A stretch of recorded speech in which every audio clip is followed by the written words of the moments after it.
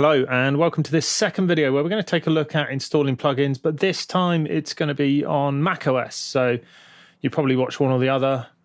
Most people tend to fall into one camp or the other, or you could use both. A crazy suggestion. Anyway, this is about exactly the same process. So just installing plugins on Mac. Again, we're going to look at the three main ways. So using an installer and then also copying VST2 VST files and VST3 files into the appropriate folders. And as ever, there's just little gotchas, just things you need to be aware of. So we're going to take a look, starting off with using an installer. So here we can see there are three kinds of files we're going to be looking at, actually. We've got a package file, which is an installer. We've got a disk image, which we will see later on, and also a zip file containing files that we can place ourselves. So in this case, I'm going to run the Fury installer as a package. And there you can see the options. So I'm going to click, as ever, continue a few times till we get to the point where we have to agree to the license. Choose the destination, which typically you probably only have one drive, but you may have multiple ones. And then the installation type. So if you click customize here, you will typically find you can pick which plugin formats you're going to install.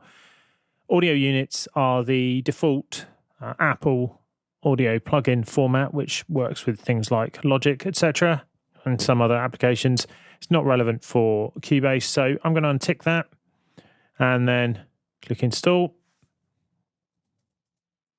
Put in my password and away we go. Now we're installed.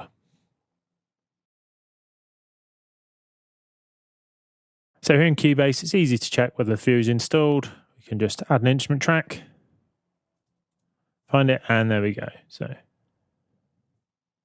there it is, ready to use. So as you can see, with an installer, that's pretty straightforward. But next up, we're going to take a look at installing using a VST file, which is a VST2 format plugin. So a VST2 plugin will come in the format of a VST file, and first things first, let's go and get one. So here you can see the Voxengo page, link is in the description, and downloading the Mac version leads us to get this disk image file. So here's the disk image file here, and as you may know, if you double click one of these, it appears as a drive. So it actually appears as a drive here in Finder. And these are the files. Now, we've actually got a VST2 version and a VST3 version, but we're going to use this to install the VST2. Now, this is where there's a little bit of a potential gotcha on a Mac system because there's two places where the plugins can go. So for a VST2 plugin, there's two places typically that the system will look, but I think it's best to put them in the overall system one rather than in a personalized user one. However, if you're using a Mac where you've got multiple users and you want to have the plugins per user, so some users would have some plugins, some would have others, then you could put them in the users plugin folder. We're going to take a look at both. Hopefully that will clear that up. So here we are in Finder. Now what I'm going to do is actually go back to the root of the entire drive. So you typically do this by going to Go and then don't go to Home, go to Computer. Okay, so you need to go to computer, otherwise you could get a bit lost. And then we click on the Mac's drive, which in this case is named macOS because I'm so inventive. And then it's under Library and then Audio. And under here, you will get a Plugins folder. And then in Plugins, you can see there are multiple different things, but the one we're interested in is VST. And in fact, in VST, you can see where these VST2 plugin formats have been installed by other things I've put in the past. And there, lo and behold, is the Fury 800 we installed earlier on. So if you want to uninstall that, you could just delete that file and it would disappear. I've created a free folder here to put things in. Now I'm going to move the VST version of Fury 800 into there and notice what happens. We end up with two versions of it. The reason is this is a system folder and it needs your permission to delete that. So it just makes a copy, whereas typically that would have moved it. So I'm going to delete that. And I have to provide my password because you need to be a you need to be an administrator to delete that kind of thing. Now, what we're going to do now is just copy our plugin into there. So I'm going to open this up, then I'm going to open a new tab so we can see both at the same time. And then here's our Voxengo one, and there's ANSPEC. So I'm going to copy that. So Command C to copy that, go back to here, and then Command V to paste that in. It's let me do that. And now that should work. So let's open up Cubase and see if it scans and finds it, and if we can use it. So here's a project with audio in, and if we go to Inserts, we can load up the ANSPEC, and there it is, and you can see it in action.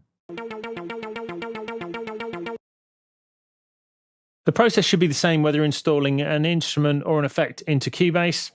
It's just a file. The file system won't see any difference in it. However, let's take a look at the other area where you can put these plugins, where they are per user.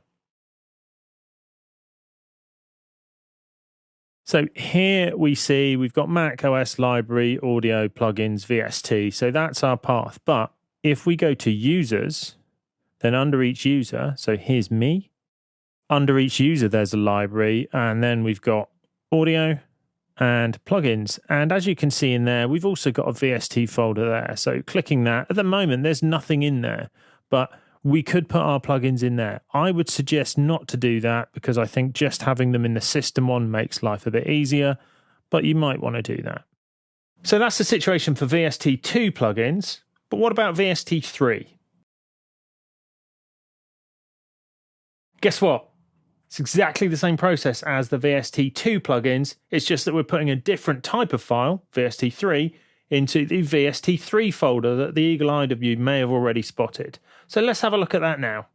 So here is the Lith download, and you can see it's a zip archive, and on a Mac, we can just double click and that will unzip that in a folder, which is nice. And as we can see, we've just got this VST3 file. So we've got a couple of text files, in other words, how to install it and a user agreement.